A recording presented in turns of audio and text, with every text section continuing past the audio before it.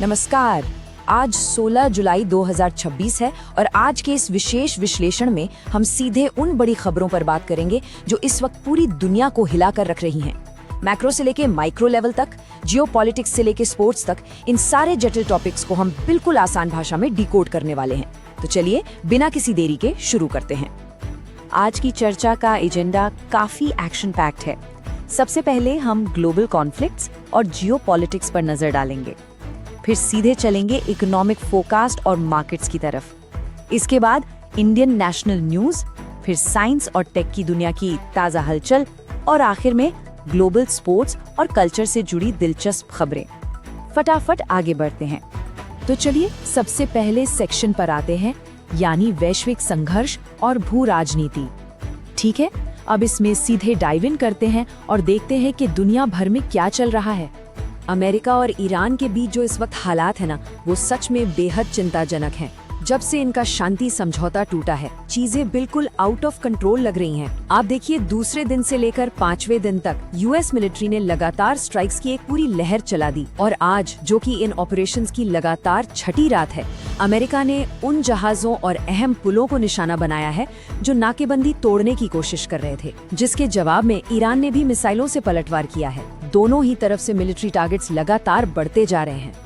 और ये अगली स्लाइड इस बात को बेहतरीन ढंग से दर्शाती है कि दुनिया का कूटनीतिक ढांचा कितनी तेजी से बदल रहा है। एक नए ग्लोबल फेवरेबिलिटी पोल के नंबर्स बिल्कुल क्लियर हैं। लोकप्रियता के मामले में चीन ने अब यूनाइटेड स्टेट्स को पीछे छोड़ दिया है। सोचिए, डिप्लोमैटिक दुनिया में ये कितना बड़ा शिफ्ट है। पूरा अंतर्राष्ट्रीय समुदाय इस बदलाव को बेहद बारीकी से मॉनिटर कर रहा है। जियोपॉलिटिक्स के कुछ और बड़े फ्लैश पॉइंट्स पर एक जल्दी से नजर डालते हैं।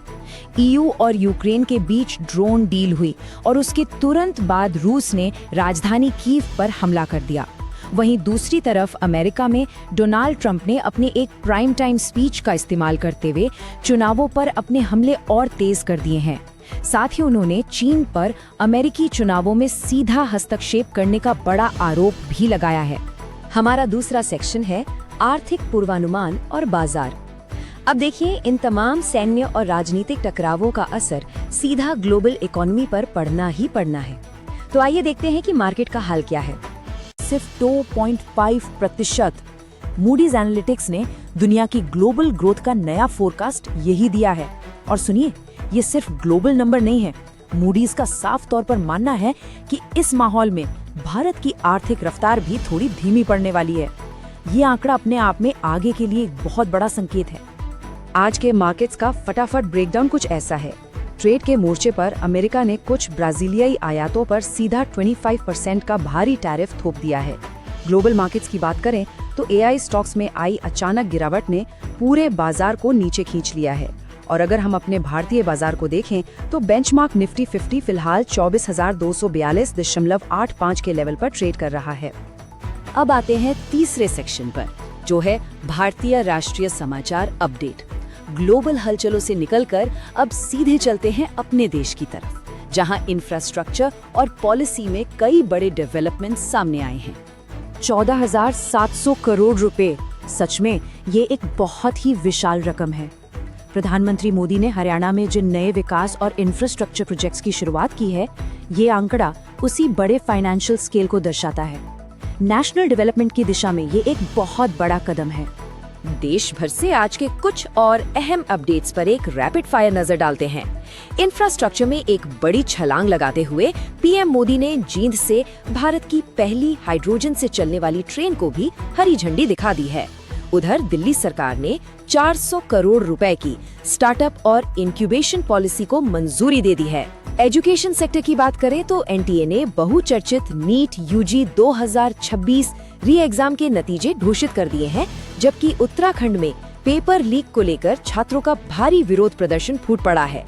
और हाँ, राजनीतिक मोर्चे पर केंद्रीय गृह मंत्री अमित शाह आज पश्चिम बंगाल के दौरे पर हैं। चलिए अब चौथे सेक्शन की तरफ बढ़ते हैं, विज्ञान और तकनीकी विकास। इन सभी राजनीतिक और आर्थिक उथल पुथल के बीच हमारी तकनीक और ह्यूमन इनोवेशन कैसे आगे बढ़ रही है, ये देखना काफी दिलचस्प है। खैर, इस स्लाइड में जो बात सबसे ज्यादा ध्यान खींचने वाली है वो ये है कि जिस स्पेसएक्स स्टारशिप के लॉन्च का हम सब इतनी बेसब्री से इंतजार कर रहे थे, उसे बिल्कुल आखिरी सेकंड में लॉन्च पैड पर ही अचानक रोक दिया गया। अबॉर्ट कर दिया गया। ये हमें याद दिलाता है कि टेक्नोलॉजी चाहे कितनी भी एडवांस्ड क्यों न हो जाए, स्पेस एक्सप्लोरेशन आज भी एक बेहद जटिल और अनप्रेडिक्टेबल काम है। अब एआई की दुनिया की इन दो बिल्कुल अलग दिशाओं को देखिए।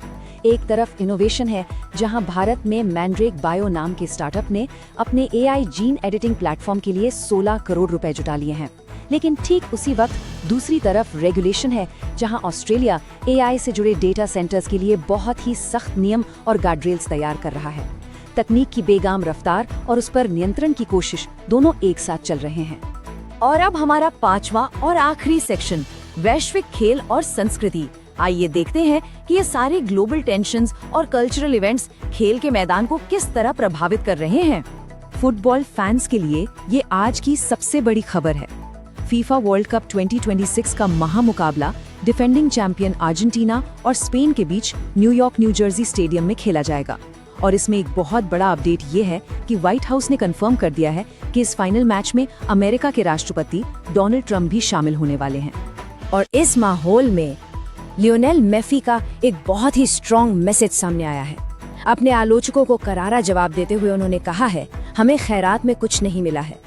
मेसी के इस बयान में जो मानवीय दृढ़ता और जज्बा दिख रहा है ना, वो इस ब्रॉडकास्ट में एक अलग ही एनर्जी भर देता है। खेल की दुनिया से कुछ और भी अहम खबरें हैं जिनकी रफ्तार काफी तेज है।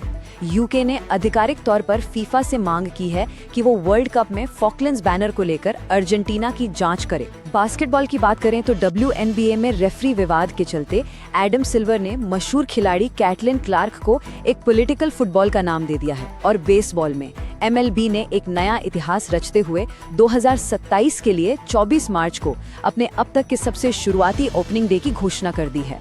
तो आज की इन तमाम खबरों के बाद एक चीज बिल्कुल साफ है, एक तरफ जियोपॉलिटिक्स की दरारें और गहरी हो रही हैं और दूसरी तरफ टेक्नोलॉजी की रफ्तार सब कुछ पीछे छोड़ रही है।